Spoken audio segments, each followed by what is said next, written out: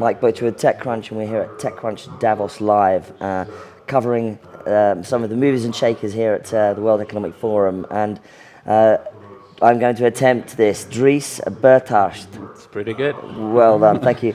Everyone knows you, Dries, because you were the founder of Drupal, fantastic open source publishing platform that's now, I gather, 15 years old, right? Yeah, we turned 15 a couple of weeks ago. Incredible. And, everyone's familiar with Drupal as a fantastic, publishing platform. But after you did your Drupal project, as a kid, I guess, right. You went on and founded Acquia, which uses the open source Drupal platform as a platform for that to then provide new kind of content services and things. So let's get an update from you, because you guys have actually, I think a lot of people wouldn't really be aware of the fact that how big you are. 750 people. That's right. You've raised a total of $188 million over the lifetime of the 8 years of the Acquia's been around. Let's unpack that. I mean, what kind of things are you guys getting into now? Right, so I still run the Drupal project, and Acquia, what we do at Acquia is we provide products and services that sort of go around Drupal. One example is a product called Acquia Cloud, and it's really a platform as a service solution for developers to build their Drupal sites and then to test their site, load testing, performance testing, and then eventually run those sites in production. And we specialize in large websites, so scalability, security are very important to us, and we have a lot of features around that. Then we have other products which are delivered as software as a service, and one example would be a product called Acquia Lift, which is a personalization tool to help us, personalize websites and to try and deliver the right content to the right user at the right time. And give us an idea of the kinds of companies that are using Drupal right now. It's in every industry. So all the way from government, where whitehouse.gov is built on Drupal, to media and entertainment, where we work with companies like Time Inc. or NBC or Turner.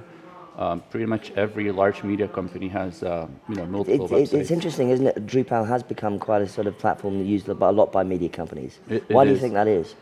It's a good question. I think if I think back about the history of Drupal, they were actually one of the first to adopt Drupal, and I wonder if it's because they were disrupted, maybe more so than other industries. Like I think when you think about education or healthcare, I feel like their digital disruption is maybe more recent, versus media and entertainment. I feel like they started being disrupted, all the way back, and they continue to be disrupted. And I think they kind of flocked to these open source platforms because of they wanted to have more flexibility to experiment. Rapid development, try different things, figure out business models, but also maybe lower their cost of ownership.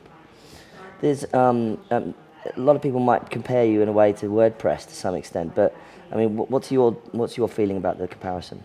Yeah, some people is that fair or not?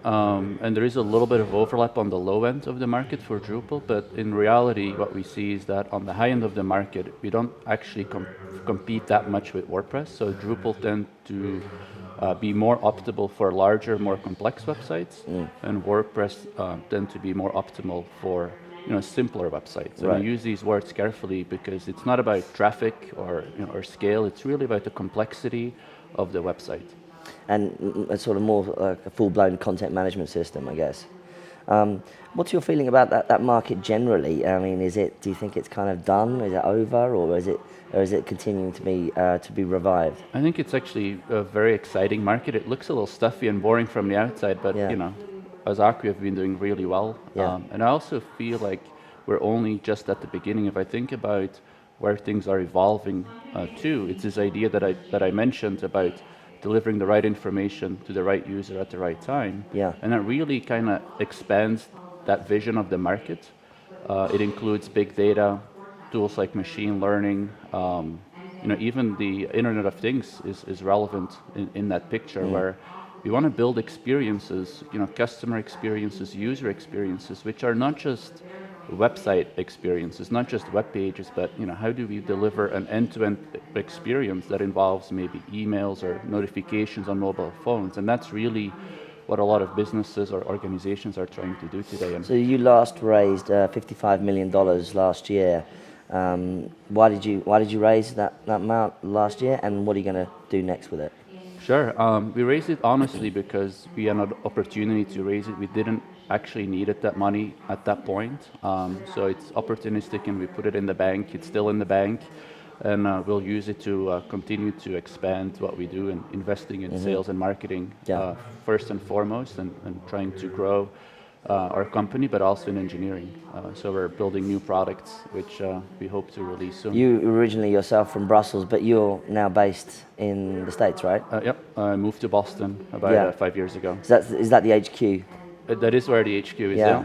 It's a good place to be. What do you feel about Boston as a tech ecosystem? I think it's a pretty healthy tech ecosystem. I mean, great access to schools from MIT to Harvard, lots of enterprise software companies, a lot of great investors. So for us, it's been great. We're here obviously at the World Economic Forum at Davos.